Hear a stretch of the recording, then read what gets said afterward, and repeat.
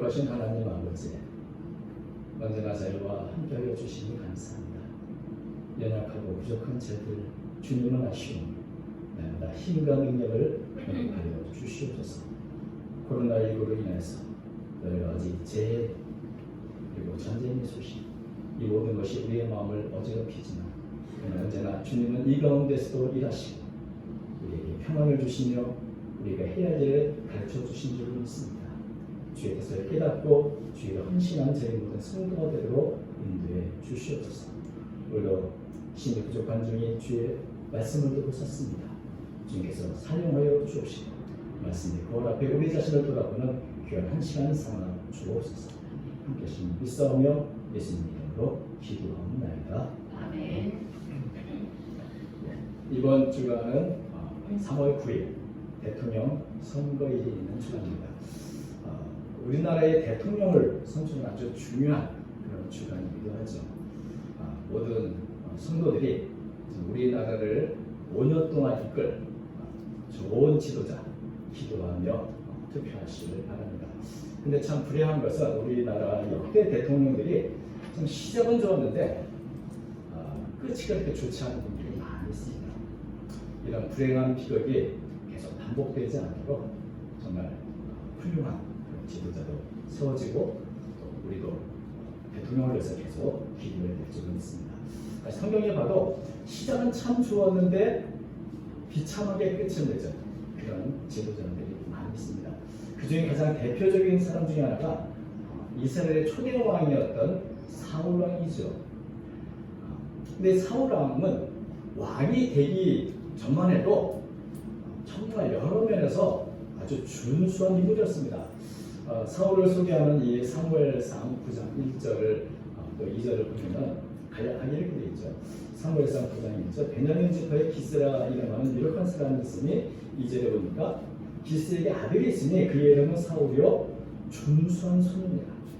이스라엘 자손 중에 그보다 더 준수한 자가 없고 키는 모든 백성보다 어깨에 이만큼 더 컸더라. 이스라엘에 사울만큼 준수한 사람이 없었다. 이런 평가를 받고 또 키는 외모적으로 볼 때 정말 키가 큰 잘생기고 준수한 사람이라는 그런 평가를 받습니다. 또 아주 이스라엘 유력한 집안 사람이다. 이렇게 되죠. 근데 준수하다고 번역된 이 단어가 사실은 이 다른 번역 성경은 다 잘생겼다 이렇게 번역했지만 원래 의미는 좋다, 선하다 를 의미하는 그런 단어입니다. 그래서 이 단어가 아주 뛰어난 외모만을 말한 것이 아니라 좋은 사람 혹은 선한 사람이라고도 번역할 수 있는 말이죠. 역사가 요세푸스는 사울에 대해서 이렇게 평가했습니다. 외모보다 내면이 더 아름다운 사람이다. 특별히 그의 이해심, 그의 사고 면에 있어서 뛰어난 것은 외모의 아름다움을 능가한다고 이렇게 평가한 것을 보게 됩니다.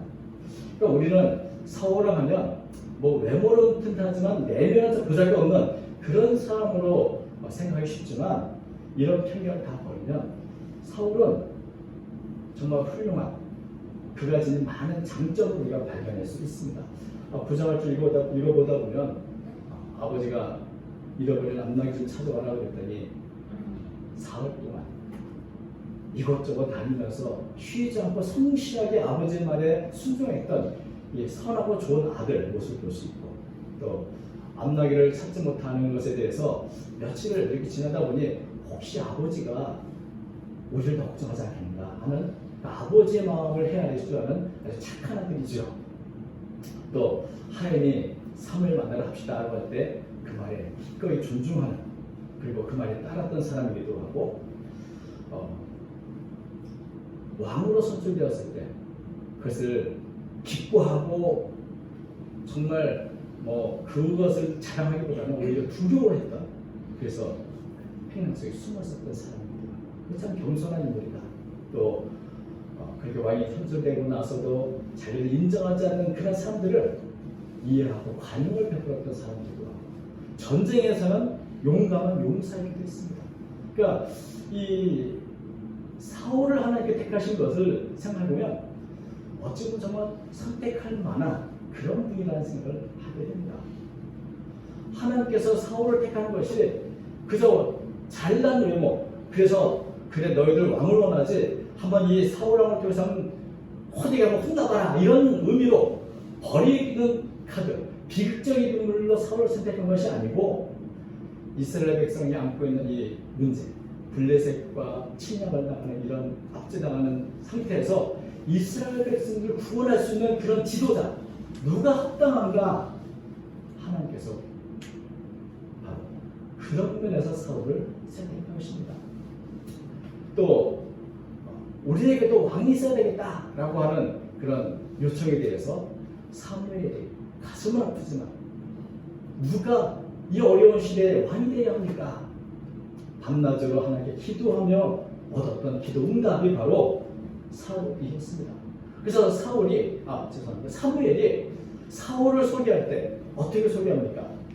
모든 이스라엘 백성들 앞에서 아주 담대하고도 자랑스럽게 이렇게 말합니다. 사무엘상 10장 24절 사무엘이 모든 백성일 때 너희는 여호와께서 택하신 자를 보느냐? 모든 백성 중에 짝하리가 없느니라. 모든 백성이 왕의 완성을 외쳐. 이 사울 하나님께서 택하신 자는 그에 걸맞는 사람이었고 또 이스라엘 왕이라고 하는 그 이름에 부끄럽지 않은 그런 사람이었다는 겁니다. 그런데 이런 사울의 마지막에 너무나 비참하게 여기 우리는 늘 가슴에 새겨야 하고 받아야 교훈이 있는 것입니다.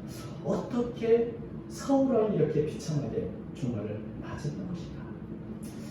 여러분, 어찌 보면 사울 왕은 왕이 되지 않았으면 더 좋았을 뻔한 사람이었는지도 모릅니다. 참 훌륭하고 준수한 소년 이 사울.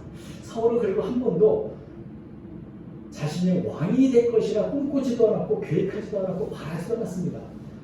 왕이 되는 것은 너무나 큰 은혜고 축복이지만 그것은 사울의 계획이 아니었습니다. 그것은 온전히 사울을 향한 하나님의 선하신 계획이었습니다. 이스라엘 백성들과 사울을 향한 선하신 계획 속에서 하나님은 사울의 자신을 스스로 찾게 될 때에 온 이스라엘의 왕으로 택하셨고 세우신 것입니다. 그래서 우리가 계속 10장 17절 이하를 보면 이제 사울이 이제 선택되는 그 과정이 기록이 있죠. 미스바에 모여서 사무엘이 모든 백성 앞에 이제 제비를 뽑습니다. 모든 지파의 대표자들에서 제비를 뽑았더니 베냐민 지파가 뽑혔고 베냐민 지파 여러 가족들의 제비를 뽑았더니 마드리의 가족이 뽑혔고 그리고 그 가족 중에 최종적으로 제비를 뽑았더니 기스야를 사울이 뽑혔다 이렇게 되죠. 근데 여러분 사울이 기름 부음을 받고 왕이 된 것은 제비 뽑기 전입니까 후입니까? 본래 순서대로 하면 이 제비를 뽑고 나서 당신이 왕이 됐군요.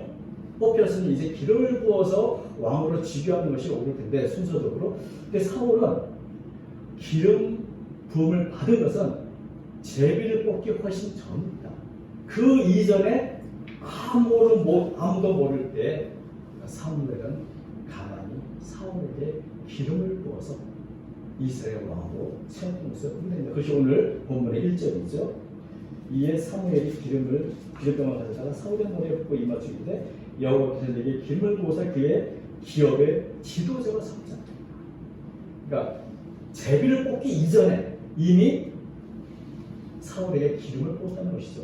순서적으로 좀 이렇게 거꾸로 된 것이 왜 그럴까? 왜 제비 뽑고 나서 기름을 부어도 될 텐데 왜 제비를 뽑기 전에 기름부터 부었을까? 이런 의문이 들지 않습니까? 왜 그럴까? 그것은 한마디로 말하면 사울을 준비시키기 위한 것입니다. 만약에 제비를 뽑아서 왕이 됐다. 물론 그것은 하나님의 특별한 간섭에 의한 것이죠. 그러나 때로는 그것은 우연이라고 생각할 수도 있습니다. 왜냐하면 여러분 매주 누군가는 로또에 당첨됩니다. 누군가는 되겠죠. 그 로또에 당첨된 사람은 그것을 우연이라고 생각할 수 있을 겁니다. 제비를 뽑으면 결국 누군가는 뽑히게 돼 있습니다. 그렇지 않겠습니까? 그러니 그 뽑힌 사람이 어쩌면 이것이 내게 주선 로또 같은 행운처럼 여겨질 수도 있는 것이죠. 그런데 이스라엘 왕이 되는 것이 그렇게 우연히 로또에 당첨되시 되는 것이 아닙니다. 이스라엘 왕이 되기 위해서는 그만큼 헌신해야 되고 자신의 사명을 여겨야 되는 그런 것이죠. 그러면서 왕이 되는 것은 사명이기도 한 것입니다. 그러므로 하나님은 제비로 사울을 뽑기 전에 먼저 사무엘을 통해서 사울을 만나셨고 하나님의 계획을 말씀해 주셨고 그를 교육했습니다. 그래서 어쩌다 제비 뽑다가 내가 뽑혔다 하는 것이 아니라 하나님은 특별히 사울을 부르셨고 택하셨고 그에게 기름을 부어서 하나님이 직접 세우신 왕이라고 하는 그런 정체성부터 갖게 하신 것이죠. 제비에 뽑혔을 때 사울은 불효했습니다. 그러나 피할 수가 없었습니다. 왜? 이미 자신은 기름을 부은 바이기 때문에 하나님으로부터 이미 자신의 정체성을 확인했기 때문에 하지 않아도 피할 수 없고 그것을 받아들이지 않을 수 없었던 것입니다. 또 사울에게 주신 이 이스라엘 왕이 되는 사명을 위해서 하나님 여러 가지로 준비시켜 주셨는데 가장 중요한 것은 하나님의 말씀의 능력과 그 권위가 무엇인가 하는 것을 직접 체험하도록 세 가지 징조를 경험하도록 하셨습니다. 하나님의 말씀이 어떤가? 그것을 직접 경험한 사람과 경험하지 않는 사람은 다르죠. 그런 면에서 사무엘은 기름을 부은 후에 사울에게 세 가지 징조 선포했습니다. 그 중에 하나가 2절에 보니까 제가 본문을 읽지는 않겠습니다만 라헬의 묘실에서 두 사람 만날 것이다. 근데 지금 사울이 염려하고 찾으려던 그 암낙이 이미 찾았다고 그들이 얘기할 것이다. 그런데 이 말은 사실 사무엘이 사울을 만나자마자 이미 전해졌던 이야기도 합니다. 그런데 이제 이 두 사람을 통해서 사무엘의 말이 맞다고 하는 그런 증거, 증명을 얻게 된다는 것이죠. 아무튼 사울이 걱정하던 문제는 사실 아무 문제도 아니다. 해결됐다는 소식을 먼저 들 것이다. 참 좋은 징조입니다. 그죠? 두 번째 징조는 조금 더 아주 복잡합니다. 이건 제가 좀 읽어보겠습니다. 3절. 네가 거기서 더 나아가서 다벌 상수나무에 이르면 거기서 하나님을 배우려고 베들로 올라가는 세 사람을 만나더니 한 사람은 염소새끼 셋을 이끌었고 한 사람은 떡 3덩이를 가졌고 한 사람은 포도주 한 가죽 부대를 가진 자라. 그들은 네게 무난하고 떡 2덩이를 주겠고 너는 그의 손에서 받으리라. 그러니까 다벌 상수나무에서 세 사람 만나는데 한 사람은 염소새끼 3마리 끌고 있고 한 사람은 떡 3덩이 가지고 있고 한 사람은 포도주 한 가죽 부대를 가졌다. 근데 그 중에서 떡 2덩이를 네가 가지게 될 거다. 이렇게. 그래서 굉장히 복잡하고 이런 일이 이루어지는 것이 과연 쉬운 일이 아니라는 것을 우리 모두 짐작할 수 있습니다. 특별히 지금 사울은 암낙이 찾는다고 여기저기 다니다가 시간 흘러 먹을 게 다 떨어졌는데 하나님을 만나러 갔던 그 사람들 중에 한 사람이 떡 2덩이 주겠다. 네 필요한 걸 공급해 주겠다. 그래서 참 이런 일이 있을까 싶을 정도로 복잡한 그 다양한 징조들 다 이뤘을 뿐만 아니라 하나님의 세시한 승리 가운데 너의 돌아가는 데 필요한 음식도 공급받을 거다. 이런 일은 결코 우연히 일어날 수가 없죠. 나귀 새끼 3마리, 떡 3덩어리, 포도주 한 가죽 부대 갖고 있는 사람 만나고 그것도 쉽지 않은데 떡 2덩이를 뭐 이런 것들. 그래서 정말 우연히 일어날 수 없는 그런 기적들을 나는 체험합시다. 그런데 세 번째로 말하는 징조는 이것은 일어나기 어려운 정도가 아니라 아주 불가능한 일이 일어날 것을 말하고 있습니다. 5절에 보니까 그 후에 내가 하나님의 산에 이르니 그곳에는 그레 사람들의 영문이 있느니라. 네가 길을 와서 그 성으로 지나갈 때 선지자 무리가 산당으로부터 비켜파와 소금과 저와 수분 없으고 예언하는 대로 그것을 만날 것이요 네게는 여호와의 영이 크게 임하리니 너도 그들과 함께 예언을 하고 변하여 새 사람이 되리라. 블레셋 진영 근처에 선지자 무리를 만나는데 그들과 더불어 사울과 성령이 충만해야 되고 새 사람이 될 거다. 새 사람이 된다는 이 구절을 다른 성경에서는 전혀 다른 사람, 전혀 딴 사람이 될 것이라는 말로 번역을 했습니다. 그러니까 지금까지 사울이 살아왔던 그 사람과 전혀 다른 사람으로 변할 것이다. 완전히 새로운 딴 사람이 될 것이다. 이스라엘 왕이 되기 위해서 가장 필요한 새로운 사람, 새 마음을 가진 사람이 될 것이다. 이런 것은 사람이 변하는 게 되게 쉽습니까? 하루아침에 성령의 충만을 입어서 변화되는 일은 사람이 할 수 있는 일이 아니고 그것은 오직 하나님만이 할 수 있는 그 일이 일어날 것을 말해주고 있는 것입니다. 참 이런 세 가지 징조를 통해서 사울은 무엇을 일으키고 변화할까? 첫 번째는 하나님의 말씀의 능력이나 그 권위가 어떠한가? 하나님의 말씀을 전하는 사무엘의 말 그대로 그 복잡하고 다양한 기적 같은 것이 도저히 일어날 수 없는 이런 사건들이 일어나는 것을 통해서 하나님의 말씀, 그것은 성취될 것이다. 그 말씀도 살아야 된다는 분명한 확신을 얻게 될 것입니다. 그리고 더 나아가서 사무엘은 말합니다. 이런 징조를 우리가 경험하면 이것이 무엇을 의미하는가? 그것은 하나님이 너와 함께 하시는 것이다. 그것을 말해주고 있습니다. 7절 이 징조가 네게 임하거든 너는 기회를 따라 행하라. 하나님이 너와 함께 하시느니라. 이 모든 징조가 중요한 게 아니라 결국 이 모든 일은 하나님이 너와 함께 하시기 때문에 일어나는 일이니 이제 네가 할 일은 그 말씀을 믿고 하나님을 의지하고 네가 해야 할 일을 최선을 다하면 되는 것입니다. 그러면 하나님이 함께 하시기에 사울은 형통함을 경험하게 될 것이다. 전쟁을 하면 승리하게 될 것이다. 적군이 오면 적군을 물러나게 될 것이다. 뭐 이런 것들이 다 포함된 것이죠. 하나님이 함께 하시면 무슨 일을 하는가?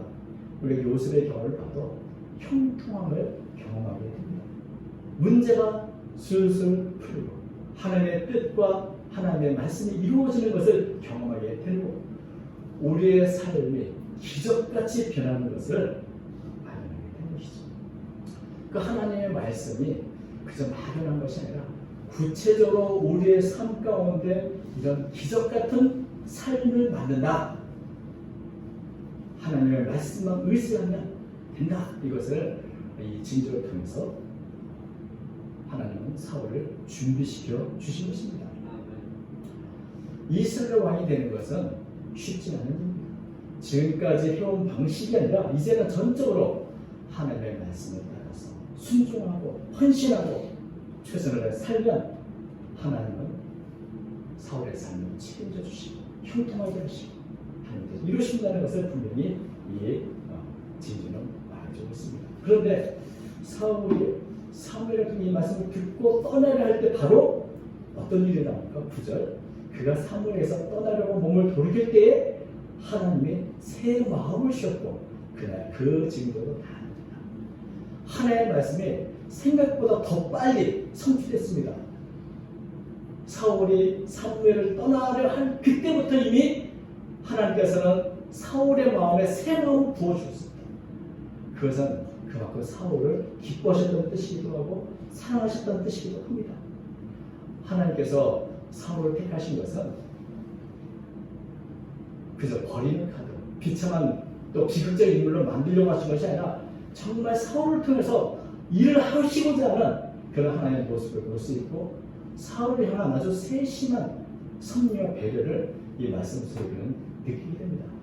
분명히 하나님은 사울을 하나님의 기쁘신 뜻 안에서 택하셨고 사울은 하나님의 기름 부음 받은 사람, 하나님의 택하신 왕이라는 것이 너무나 분명합니다. 그런데 왜 사울은 실패했을까? 왜 비참한 최후를 맞이해야만 했을까? 이게 지금 우리가 마음에 늘 간직하고 두고두고 묵상하고 교훈받아야 할 일인 것입니다. 하나님은 본래 문제 있는 사람을 택하신 것이 아닙니다. 사람은 누구나 장단점이 있죠. 선한 면도 있고 악한 면도 있습니다. 누구나 전적으로 선한 사람도 전적으로 악한 사람도 없습니다. 사울에게도 장단점이 있습니다. 사울의 실패는 장단점하고는 좀 다른 것입니다. 왜냐하면 아무리 부족한 사람이라도 성령의 능력을 받고 세상을 믿고 말씀을 통해서 계속해서 개선되어 나갈 수 있고 변화될 수 있기 때문에 그렇습니다. 넘어서도 또다시 일어설 수 있는 은혜가 하나님께 있기 때문입니다. 근데 사울의 문제는 무엇일까? 하나님께서 사울을 버리셨을 때 사무엘을 통해서 이렇게 두 번이나 반복해서 말씀하셨습니다. 사무엘상 15장 23절 또 24절 이야기인데요.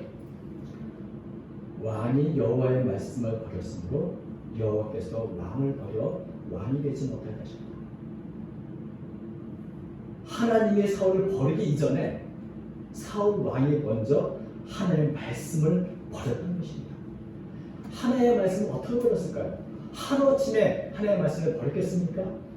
사울의 변절과 실패가 하루아침에 일어난 것은 아니었습니다. 왕이 되고 나서부터 사울은 조금씩 변질되어 간 것이죠. 사람은 누구나 갑자기 변하는 것이 아니라 서서히 조금씩 하나님의 말씀보다 자기 생각이 없고 하나님의 말씀보다 사람들의 말에 더 귀를 기울이고 하나님의 말씀보다 사람들의 말을 조금씩 더 두려워하게 되고 그래서 조금씩 변질되어 가다가 최종적으로 하나님의 말씀을 버리게 되는 것입니다. 자기도 의식하지 못하는 사람이 하나님이 아니라 사람을 더 의식하고 하나님보다 사람을 더 두려워하고 사람의 평가를 더 원하게 되면서부터 사울은 하나님의 말씀에 순종하기보다는 사람의 뜻대로 살아가는 그런 사람이 될 것입니다.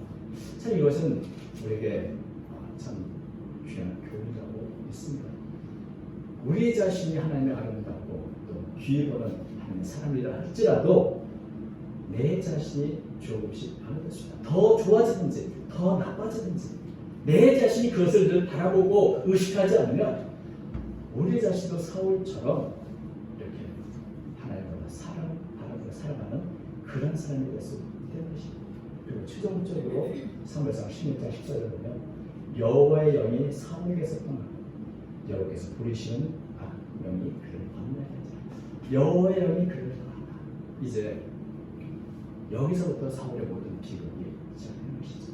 근데 여러분 사울이 돌이킬 수 있는 기회가 없었을까요? 사울이 원한다면 돌이킬 수 있는 기회는 언제나 있었습니다. 제가 이 사울의 마지막을 보면서 늘 눈여겨보는 한 부분이 있습니다.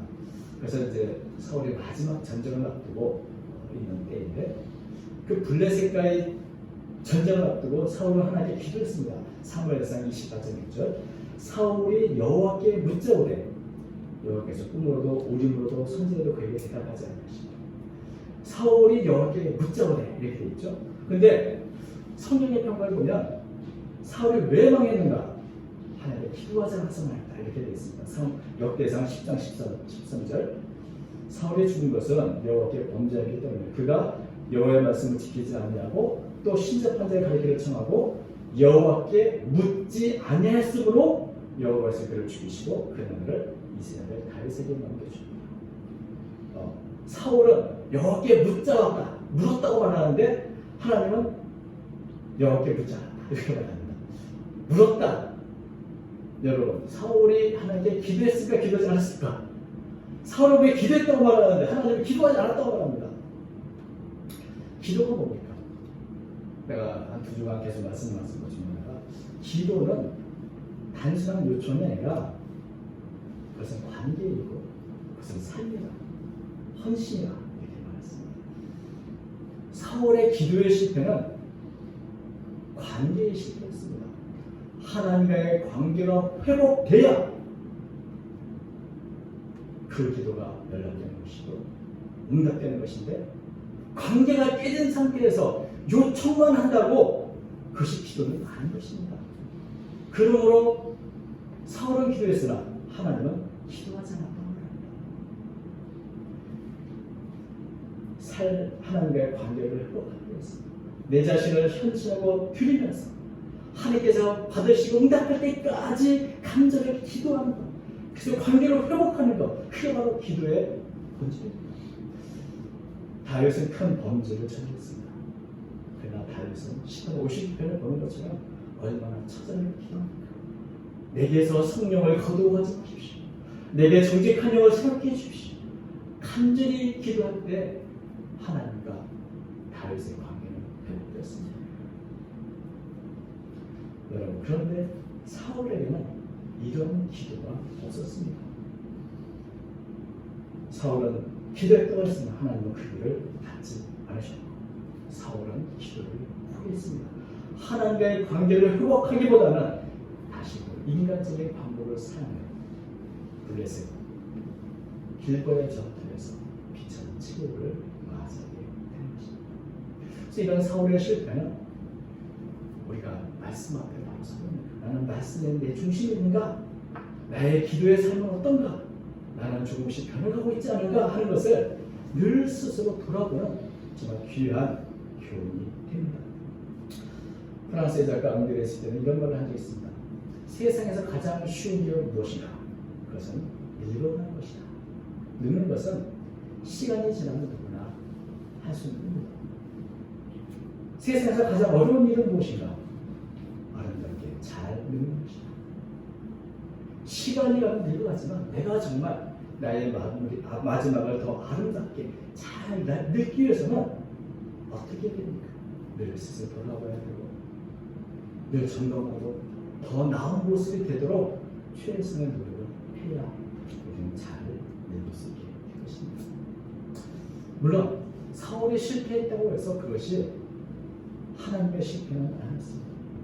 아이러니하게도 사울의 실패를 통해서 이스라엘 역사가 한 걸음 더 발전하게 됩니다. 하나님은 사울 그 이후를 이미 예비해 놓으셨기 때문에 그렇습니다. 그래서 이 실패한 사울의 경험 역시 이스라엘 역사의 발전의 한 과정이 되었습니다. 저는 이 말씀을 통해서도 위로를 얻습니다. 이번에 선거 열기가 굉장히 뜨거운데 결국 누군가는 대통령으로 선출되겠죠. 우리가 뭐 각자 지지하는 사람이 대통령이 될 수도 있고 되지 않을 수도 있습니다. 분명한 것은 누가 대통령이 선출돼도 그 안에 하나님의 뜻이 있고 계획이 있다. 그리고 하나님이 함께 하시면 그 대통령을 통해서 우리나라는 한 걸음 더 발전하게 될 것이다. 저는 그래서 누가 대통령이 되는가 더 중요한 것은 그 대통령이 하루하루 어떻게 국정을 운영할 것인가, 그리고 그의 마지막은 어떤 모습일 것인가, 여기에 우리 모두가 초점을 갖고 기도해야 될 거라고 믿습니다. 누가 대통령이 되든 하루하루 하나님을 두려워하고 국민을 두려워하는 가운데 국정을 운영하도록 우리는 기도해야 할 것입니다. 그리고 그 마지막에 누가 되든 우리나라의 발전을 기여하는 좋은 결말이 있지 않나 바랍니다. 이번 주간에 우리 모든 성도들 하나님의 마음에 합한 대통령 되도록 기도하며 투표하시길 바라고, 또 그 대통령이 하나님 앞에서 사람 앞에서 늘 두려운 마음으로 자신을 살피고 정말 사울의 전체를 받지 않는 그런 대통령이 될 수 있도록 우리 모두가 기도해 주시길 바랍니다. 우리 모두 동일한 마음으로 하루하루 더 아름답게 더 은혜롭게 늙어가시는 저와 여러분 되시길 주님으로 축원합니다. 아멘. 거룩하신 하나님 아버지, 우리에게 연약함을 주님은 아십니다. 언제나 말씀의 볼 앞에 우리 자신을 돌아볼 수 있는 그런 지혜와 믿음을 더해 주옵시고, 말씀을 붙잡고 승리하는 제가 되도록 인도해 주옵소서. 주님을 향한 우리의 시선을 고정시켜 주옵시고, 온전히 주의 뜻을 이루는 데 최선을 다하는 제가 되도록 도와주옵소서. 언제나 하나님과의 관계를 회복할 수 있도록 도와주시고, 하나님께서 원하시고 기뻐하시는 하나님의 뜻을 이루는 모두가 되도록 축복해 주옵소서. 함께 하시는 믿사오며 예수님 이름으로 기도하옵나이다. 아멘.